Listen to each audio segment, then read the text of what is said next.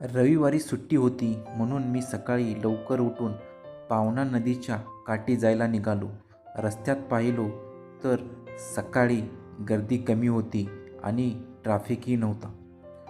वाटेत जाताना भाताची शेती केली होती. आकाशातून पक्ष्यांचे थवे उडत होते.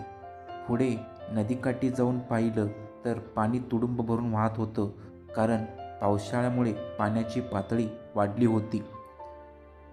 पुलाच्या खालून पाणी अति वेगाने वाहत होतं आणि ते पाहत पाहत मी पुढे मंदिराचं दर्शन घेतलो आणि त्यानंतर जाऊन घाटावरती बसलो. बसल्यानंतर माझा वेळ कसा गेला मला कळालाच नाही. नंतर तिथे एक आजी आणि आजोबा येऊन पक्ष्यांना खाण्यासाठी खायला घालत होते. ते बघून मला देखील वाटलं, आपण देखील काहीतरी असं करायला हवं.